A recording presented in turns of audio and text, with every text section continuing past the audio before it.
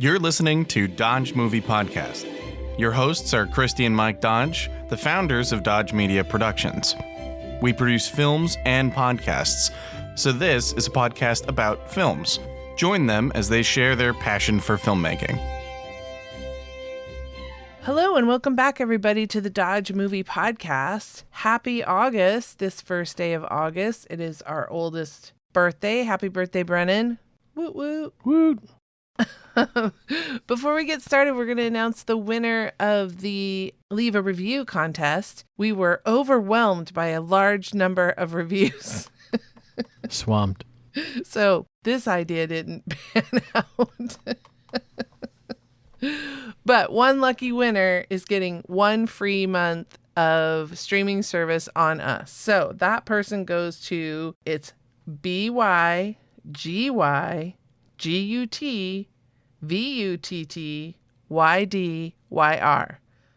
Honestly, it just looks like you kind of pounded the keys all at once. But thank you for your lovely review. It says, I love this podcast because they break down the movie as only insiders can. Mike and Christy have great rapport and a great relationship. I like that I'm getting to know great movies that I've never heard of, such as Blue Jay and Table 19. I usually listen to the podcast first and then watch the movie to compare their insights. Thank you so much. That's exactly what we wanted people to do. Whether you watch the movie before or after, we don't care, but we really hope that we are opening up people's experience to different types of movies. So that is fabulous. So whoever wrote that review, please contact me at Christy@DodgeMediaProductions.com and we will get you your free streaming service. So thank you, everybody. And please, if you have a moment, it would really help out the show if you would take the time to rate and review our show. And I promise that wasn't me that wrote that review.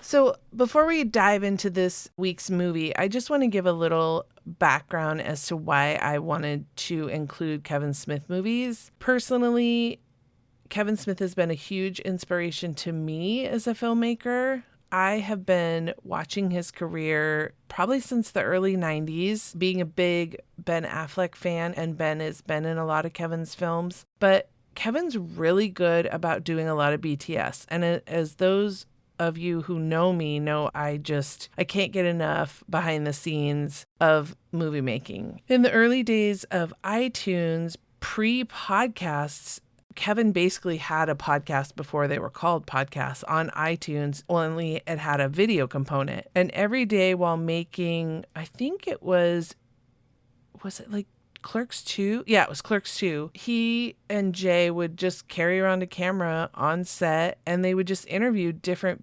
positions, different people on the set. And I just saw how much fun they were having. It was like a little family. And I don't know if it's my being an only child or what, but I have always been drawn to the family that is created on set. And specifically, I clearly remember he interviewed the script supervisor, and she was this older woman and she had her notebook and she's a department of one, which in movie making basically means you don't really answer to anybody but the director and you have nobody that you have to kind of like manage. And so I think I was kind of drawn to that. Plus, it's your job to pay attention to all the details. And I'm one of those people that kind of catch sometimes mistakes. I'm always looking at like, what's the level of the wine glass and does it jump wildly? Or sometimes what people are wearing or hairstyles change. So I was drawn to that job, and that's actually the job that I thought I was going to pursue once I finished film school. But things change, and sometimes you do different things. So that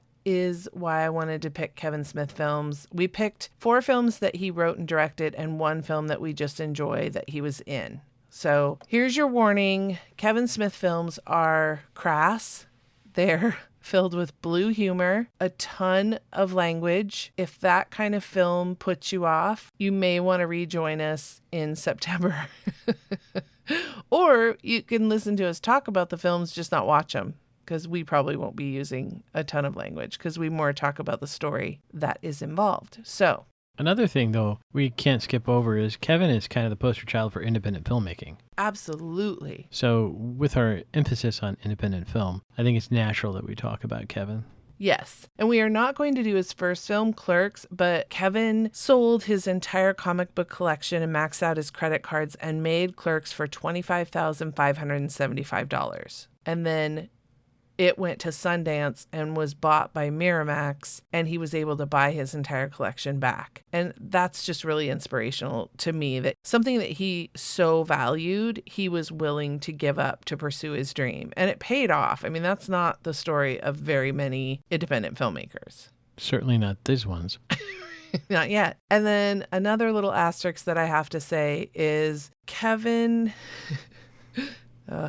This is a big one. So Harvey Weinstein found Kevin at Sundance, and Miramax was a distributor for many Kevin Smith films until he got big enough that he was kind of looking to other investors or even still backing his own films. Once the Harvey Weinstein scandal came out, being the father of a daughter and loving his wife and just wanting to support all women filmmakers, it pained Kevin because he had no idea what was going on, and he hated that his career was backed and he profited from this monster. So he gave a large amount of money, I cannot remember right now how much, and promised all future earnings and dividends that came from any Miramax film he was involved with to the Women in Film Foundation. So that being said, I feel like he tried to kind of write his part of history, or what part he played in it, which really was none. He just happened to be in the orbit of this horrible person.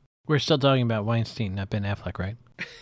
How dare you? How dare you? I'm teasing you, Ben. Okay. All right, let's get started with Mallrats. Mallrats. Okay, Mallrats came out in 1995. I believe it was a year or two after Clerks. It stars, so written and directed by Kevin Smith. It stars Shannon Doherty, Jeremy London, Jason Lee, Claire Forlani, Ben Affleck, Joey Lauren Adams, Renee Humphreys, Jason Mewes, and Kevin Smith as Jay and Silent Bob. Ethan Suplee, Stan Lee makes a wonderful appearance, Priscilla Barnes, and Michael Rooker. So a pretty full cast. And it was filmed in New Jersey in a mall that was near... Oh, no, it was filmed... The mall scene, I think, was in Minnesota. But there were other scenes filmed in New Jersey. And the synopsis of the film is both dumped by their girlfriends, two best friends seek refuge in the local mall. Which I think this movie kind of speaks to me on that level, because the mall was so important in the 80s and 90s, because that's where we all hung out. We didn't have the internet to hang out on.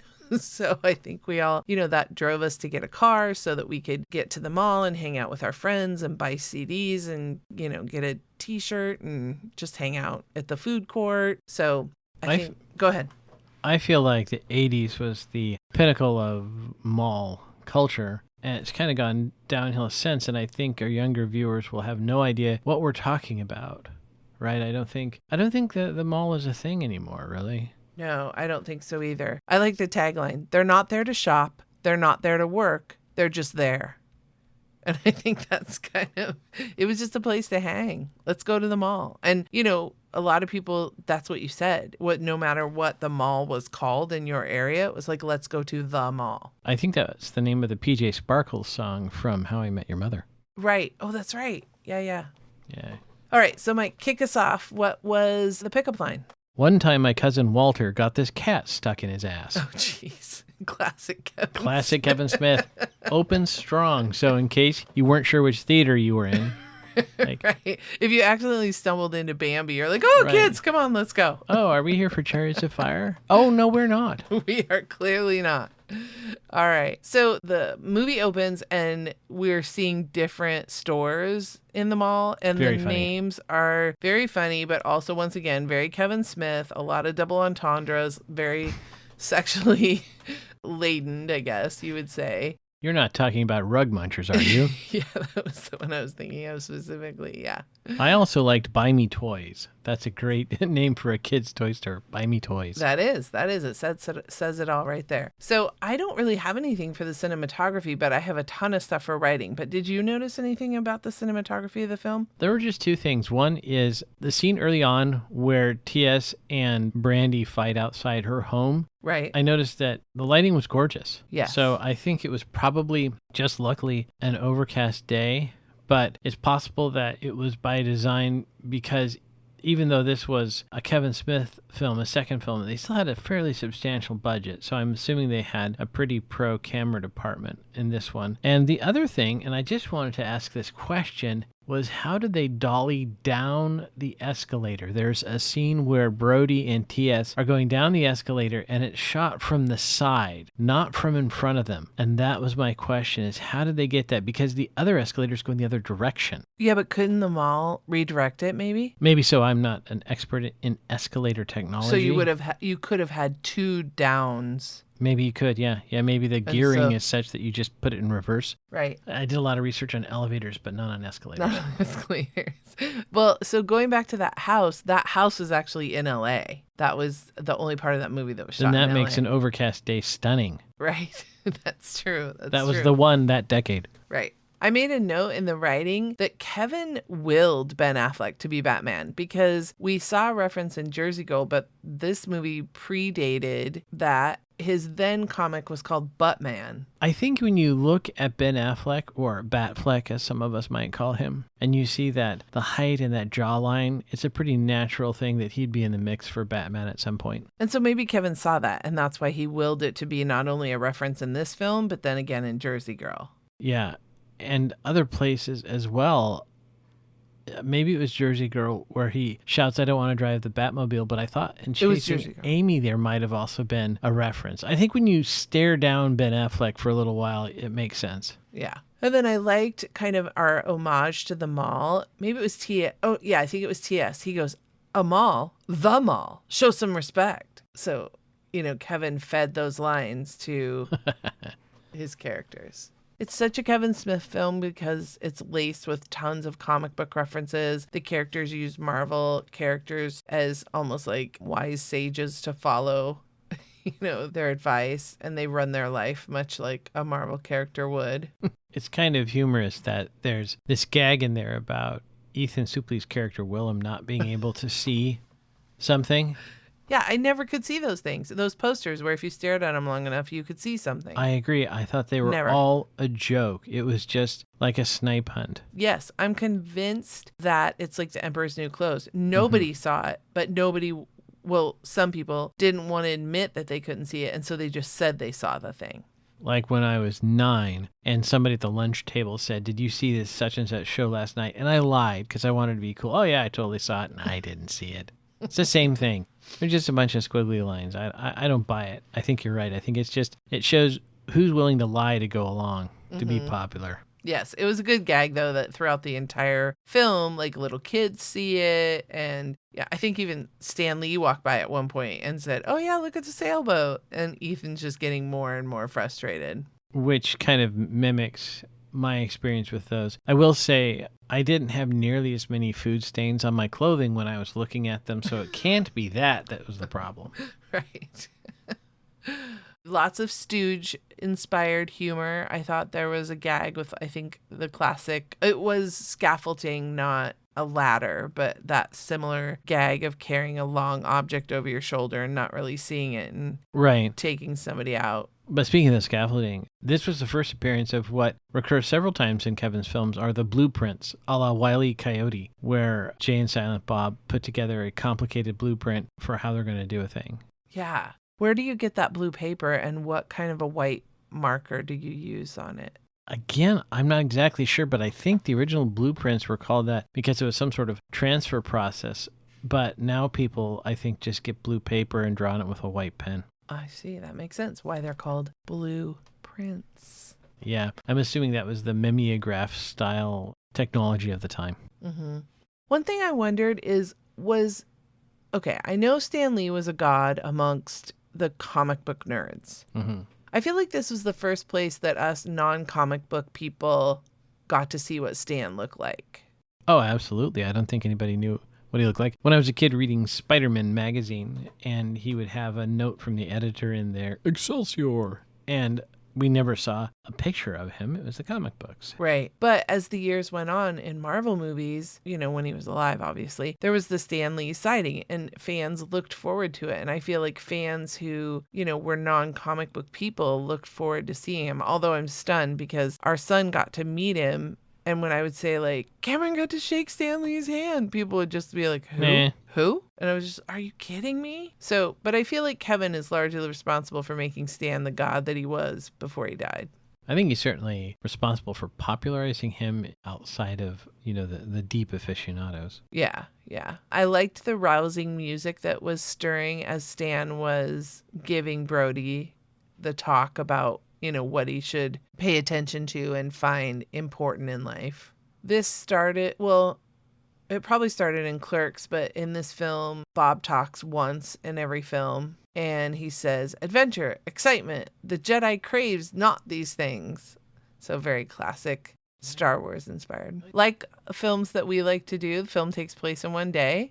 One day. So that saves money on wardrobe. Mm-hmm. Though this had a ton of setups because we were all over the mall. We were in an elevator. We were in many stores. We were in the food court. We were also at some people's homes. I did notice there is a scene later in the movie after Brody gets beaten up and they're in yet another store in the mall. Mm-hmm. And I don't see any reason for that other than just maybe doing something different. So that was a case where you could tell he had $6 million, not $25,000 to do that film. Right. Yeah, we'll go into the numbers a little bit later. There was an interesting cue, I thought, inside Brody's room where he has a light. It's not neon, but it's a light of light from Comedy Central. And my thought was, who the heck has a Comedy Central light? Does whoever founded Comedy Central have that light? That was really stuck out in my mind. And maybe back in the 80s, we were fond of advertising for channels. I don't know. It really, really stuck out to me. There were a lot of colorful use of language. Now, I read in the trivia that it was actually quite a bit more salty. But the studio, and remember this was like a big studio film relative to Clerks, which he just did by himself, they objected to a lot of the language.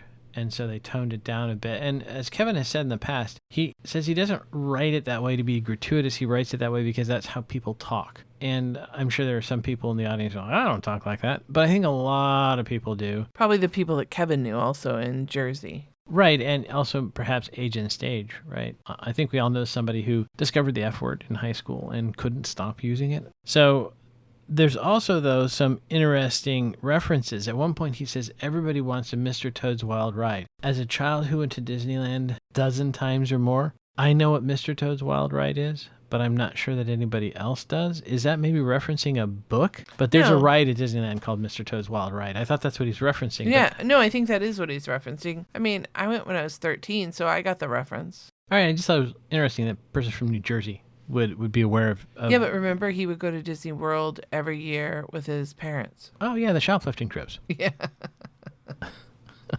So there's a line in here which I really love. It's something that I could have written. I don't like shiftless layabouts. And the problem is, the phrase shiftless layabouts to me sounds like something that 1880s man would say. Shiftless layabouts. Yeah, I don't like those kids. I like it, but it's interesting. So there's a great line in here, which again, I don't know is particularly timeless, but why did we go out for as long as we did? You had cable. and again, back in that era, that was a big deal if somebody had cable over broadcast television. And now, of course, the kids can stream anything. They probably don't even understand the idea of what channels. Cable is. Yeah, or cable, yeah. So it's definitely of its time, and because we're of that time, we really get a lot of these references, but I do wonder how much of that translates forward. Right. Oh, that's interesting. I would be curious to see what our kids would think of this film, because I think a lot of it probably would be lost on them. Like for us, it's nostalgic, but yeah. I think part of it is the milieu.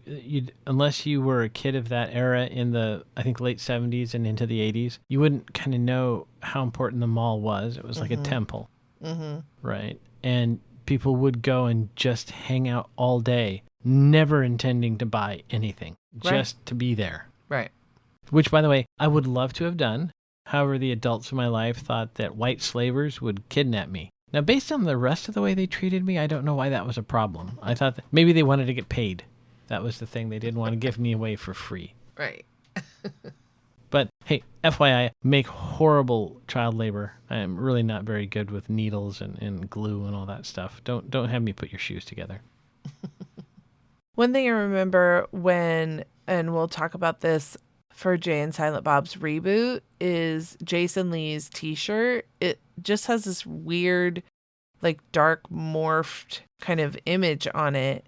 And I found out that it's the faces of all the actors that auditioned for the role of Brody that are morphed together on the shirt. So that's kind of fun because then, it's not in Reboot. It's, Yeah, I thought it was in Reboot that Brody's wearing another variant of that t-shirt. well, Brody's wearing Stan Lee, but then what movie was Kevin wearing George Carlin? That was also in Reboot. Oh, okay. But different characters, Brody versus Kevin. Oh, okay. So it's just kind of an homage. And then I thought it was funny, the gag where Kevin, as Silent Bob, is breaking in on Joey Lauren Adams, which at the time they were dating, and she becomes Amy in Chasing Amy. And she is in this film, but I don't think she's Amy in this film. No, she's not. I thought they gave her another name. Yeah, I think she's a Gwen, maybe. Yes, but yes, she again, is. Kevin was doing this on purpose, I think. But you would remember this from movies like Porky's. There was the gratuitous boob scene, Yeah. right? Every comedy in the '80s had to have one shot of naked breasts. Right. And I was not upset about it. I thought it was a nice kind of visual style, but it did go away. We don't do that so much anymore, but Kevin was harkening back to simpler times. Right. And then I loved Kevin's coat. It reminded me to like Inspector Gadget, where he was always kind of pulling whatever trinket or object that would save the day at that moment. He was pulling it out of his coat. So I don't know if that was an homage. I feel like Inspector Gadget kind of came, no, it's probably late 80s. Have to look that up. We'll put it in the show notes. When did Inspector Gadget come out? Right. And then it's kind of fun because Brody, they're walking through a store, and was it Brody or Jay picks up a clerk's ball cap? And so that's kind of a fun I think nod to the movie that preceded this. I think it was TS at the swap meet. Oh, that's right. He had a clerk's ball cap. I thought that was kind of fun. And for those of you who are not familiar with Kevin's oeuvre, he has a lot of connections between all of these movies, both in terms of the characters, but also callbacks and references and common patterns, which I think is kind of fun. But I have to admit, if you're not a person who's seen them all or tracked them, it might feel a little aggrandizing, maybe is the word. Or it would just be lost on people. It would be lost, right? Like everybody in the theater laughs, and you're like, why are they laughing? Right. And Reboot has a ton of that, and we'll talk about it when we talk about Reboot, because there's just a ton of nods. Kevin calls it the View Askewniverse. View Askewniverse. Yeah, that's it. Yeah. So that's what At he least calls. it's not hard to say. Right. Well, if you're going to make up a word, you get to do whatever you want.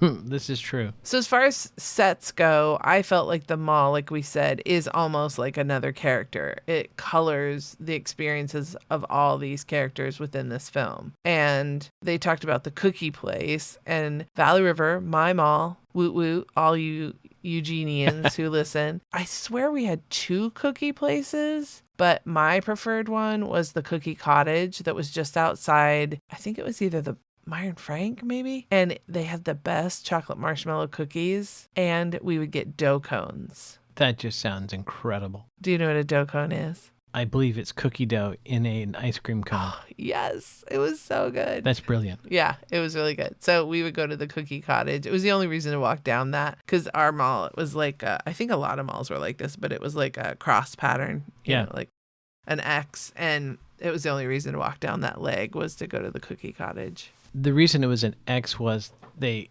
called the stores at the end of the X something. I forget. Like anchors? Yeah, or something? anchors or pillars or something like that. So it was designed to do exactly that, is to have these big anchors or whatever they were called at the end and have people then walk from one to the other past all these other stores. It's very well designed. Now, I am old enough that I had a mall without a food court. That was a newer invention that came along later. I don't even understand how you could have a mall without a food court. It doesn't make any sense now, but yeah, that was the way it was back then. Wow, that's crazy. Right, I think you had to bring your own snacks or something. I don't know. This movie had an elevator, and Elevators. Right.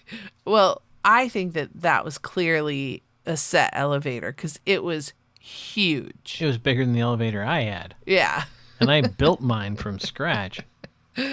And so Brody and Renee have some fun times in that elevator. Let me rephrase. I had mine built from scratch, and I assisted Tom, the great builder, in building it from scratch for me. Who won a production award for our elevator? That would be Yes. Tom. Yes. Production Design Award. Good job, Tom. It was a great elevator. And only G-rated things happened in our elevator. This is correct. Despite the use of the word slut gloss occasionally, it was all totally G-rated. All right, we're getting off topic a little bit. I thought that was appropriate for a Kevin Smith movie to bring that up. That's true. That's true.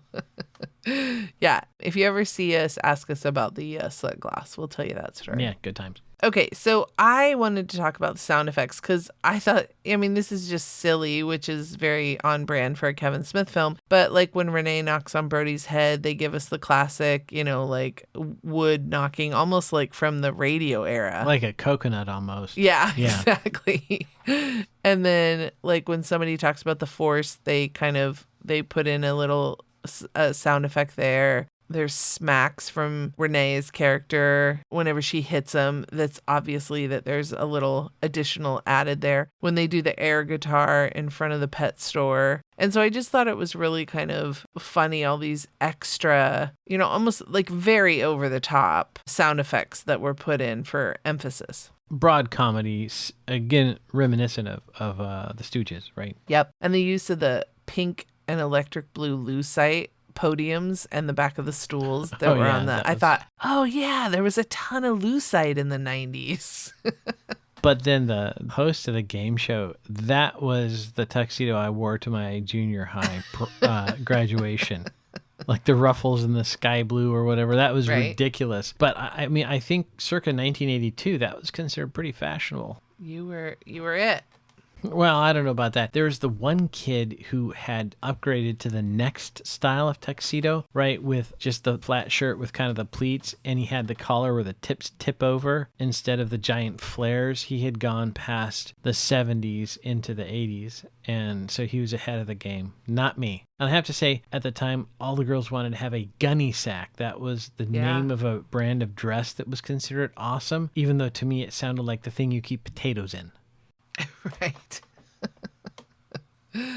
All right. Oh, did you want to talk about sets or something? A little bit. We mentioned that there were some humorous stores names. And so I made a note as soon as I saw that of how did you possibly afford to re-sign all of those stores? Because in movies we do that often. You don't like the sign of the store and you pay them money and it's taken down, a new one's put up, and then when you're done filming you put it back. And in this case there's a lot of them, and I thought, how do they do this? Well, the answer was, I found in the trivia, that mall was undergoing some hard times and half the stores were empty anyway. So they didn't have to re-sign them, they just signed empty stores. And I'm sure the production crew put stuff in them, but that was an interesting production note. Okay, so find an abandoned mall if you're going to shoot there. Actually, this makes me think of Dustin Morrow's film. I think it's called Dead Mall. Oh, yeah, right. And it's about kind of like about this time, the mid to late 90s, how the smaller malls were definitely just starting to become more and more abandoned. And yeah, there was a lot of empty stores. What I find interesting is it looks like the malls are trying to rebrand themselves as these little European streets. Instead of a giant building, now it's these little streets. And Like open air mall. yeah, and it's a horrible design for a lot of reasons, but one of them is, which you'd think of Eden Prairie, Minnesota, or even in Oregon, is it's out of doors. So during inclement weather, your people aren't going to be able to use it. Whereas where I was growing up, the problem there was blistering temperatures and skin cancer causing sun. So I kind of like the idea of our old style mall. I personally don't know that it's going to save them if they go to this other style, right? So maybe there's going to be a lot of films in 10 or 20 years that are set in these open air malls because they'll all be empty. Well, and I bet this is about the time of the mall walkers, because that's probably what malls did to try to Right. bring people to them, is they were like, hey, before we all open, you can come and walk in a dry, climate-controlled space. Right. You're safe from the muggers. That's probably an important thing for our mall walkers as well. Or you become a mall runner. I was just thinking, though, those open air malls would make great outdoor karting locations. So maybe that's what we'll do. We'll write a film about a bunch of professional go-kart. Oh, wait, no, maybe they're thieves. And so they use go-karts to get in and steal the jewels and get out. You just want an excuse to write a movie with go-karts. Well, maybe that. All right. Any head trauma? I believe there Yes. was... Oh, there's lots of head trauma. So the one thing I wrote down the actual minutes for is at 15 minutes, Brody gets hit in the head. I believe that was a dope slap from Brenda. However, there are multiple other head traumas as Silent Bob keeps going headfirst through things. Fun fact, it is possible to go through a sheet of drywall, not that hard, but when we do stuff in the movies, we're not allowed, even when we're the director, to just shove somebody's head through, so they have to cut stuff away and make it a little bit easier. But it's still some fairly significant head trauma if it happened in real life. I mean, Silent Bob is swinging on like a rope, like a pendulum. He would have had a lot of velocity when he hit that wall. Right. And also, special note, breast trauma at 38 minutes. Followed by some ball trauma, I believe. Right. There's some nut taps and some other things. I will mention, in reference to the breast trauma, this actually can happen in real life. Fun fact, I had taken a young lady to a concert once, Oingo Boingo, fronted by Danny Elfman, now known of movie score fame. And a crazy person was dancing a little wildly and elbowed my date in the boob. So did she turn around and smack him? It was another girl. No, she cringed in pain, I believe. And of course, being the gentleman that I am, I offered to rub it to make it feel better. Jesus.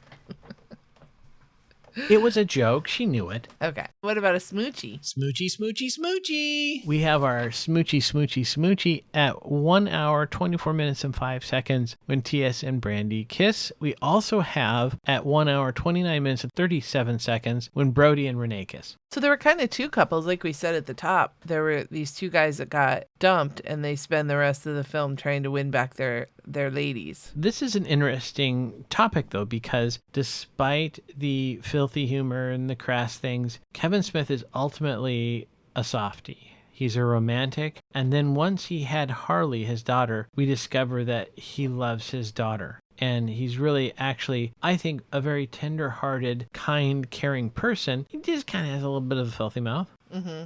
Yeah, and we'll talk about it as the films go on, because we chose to kind of play out Kevin's films, at least the ones we selected, in order so that you can see the evolution of that. And this very much is the post-high school, college Kevin. And he's doing what 20-year-olds should do. You know, the pursuit is the significant other and hanging out with your friends. And for some people, getting high. And that's kind of what this film is about. And so I think to watch it from an adult perspective and wish for them to be doing something else is no different than any other teenage film. Yeah, it's definitely reflective of where he was at in his life. Yeah. Just a little trivia. This film takes place, in theory, in the universe, in this View Askew universe, one day before Clerks, even though Clerks came out a year earlier. Right. How about a driving review? Well, I have two notes. One is the 83 Ford LTD Country Squire teaches us a very important fact of the 80s, which is no station wagon is complete without faux wood paneling. So true. I don't know why we as an automotive country thought that was a good idea. But I rode around in a wagon in that era that had faux wood paneling. And I remember as a kid looking at it thinking, what the heck are they doing this? Right? Why is this on the side of the car? The other thing is, we just kind of skip over a little bit. There's a plot point about a 15-year-old girl driving to her house to retrieve a video cassette and coming back. And she says, I don't even have my license. And I would be remiss if I didn't bring up that, license or not, I would like to know that she had training. She had some behind-the-wheel experience. Otherwise, that's kind of dangerous. Maybe we shouldn't have done that. Let's say that it was the month before she was going to take her test. Oh, yeah, let's. All right, should we go to the numbers? Let's go to the numbers. All righty. So this movie had a budget of $6.1 million, and it did not make up that initial investment. It opened at 1.1, which you would think like, all right, we got 1/6 of our investment. That's a good start. In an opening weekend. But all told, domestically, it made $2.1 million. So it got half on opening weekend. It might be still okay because there's foreign markets, and more importantly... No, it didn't. It didn't show internationally. Okay, well then it's struggling. But still, Kevin Smith films tend to do fantastic on video cassette and DVD sales. Yeah. And so we can talk about this later in his month of Kevin Smith movies, but I do wonder with the later films because DVD sales aren't really a thing anymore, or even Blu-ray, how purchase on streaming services compares. Because in the past, Kevin has said publicly at some of his speaking engagements that he continues to get money from the studios to make movies because his movies make money for them. And in particular, he highlighted the DVD sales as an area in which the actual theatrical run wasn't the only thing that counted in the sense of him being profitable in his films. So I would be very curious to know kind of over time how that plays out as we move into the world of streaming versus physical discs. Mm-hmm. Yeah, this one's definitely a cult classic. And I feel like in the late 90s, early 2000s, a lot of people probably owned this film on DVD. So I think that's a very good point. But also moving forward, and I know they're working on a Mallrats too. In fact, I believe it was supposed to start production, but then COVID happened. So he has a script for that one, and everybody, Shannon Doherty and everybody said they'd come back for it. So I thought that was interesting. Its IMDb score is 7.1. So I think for as little as this made, and we've noted that IMDb scores can be rather low. I think that one's pretty high, honestly. Surprisingly. Yeah. For me, I think based on kind of the hate that this movie has gotten from people, I was just surprised to see that. And I do think that this movie, as we were talking about before, suffers from watching it in this new era, this, unfortunately, post-Me Too, post, a lot of things. I don't think that this film could be made today. There's, some even marginally racist kind of things in this film. So I think, in the early 90s, we were overlooking a lot more than older, wiser people are saying, you can't do that now.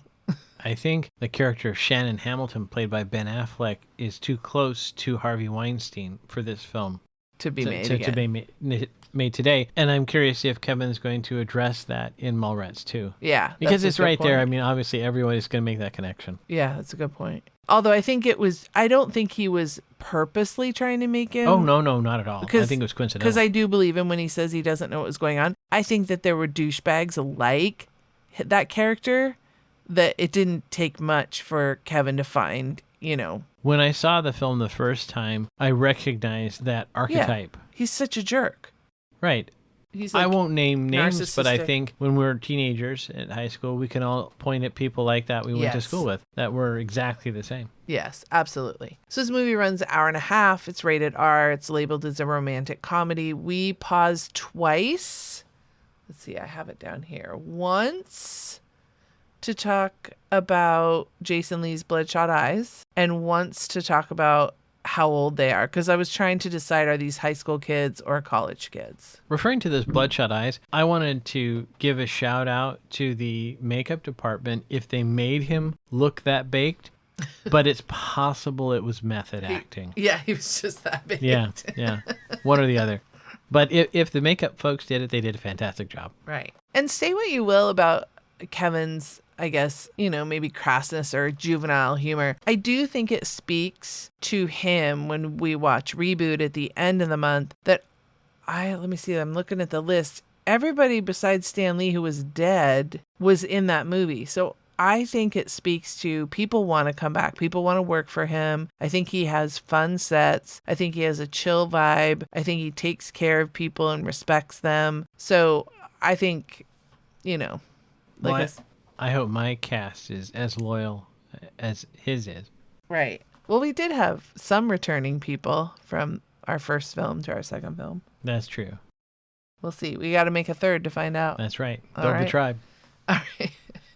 So that kicks off this month of Kevin Smith films with Mallrats. If you haven't seen it, maybe give it a try. But remember, put yourself in that 1995 vibe and look through it with that lens. And we hope you have a great rest of your weekend. Tomorrow is Kevin Smith's birthday, August 2nd. Happy birthday, Kevin. Glad you're here. Thanks for making all these films, and enjoy this month of Kevin Smith films. And don't forget, Dodgers never stop, and neither do the movies.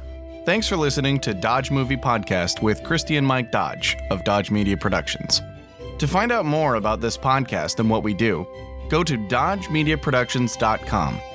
Subscribe, share, leave a comment, and tell us what we should watch next. Dodges never stop, and neither do the movies.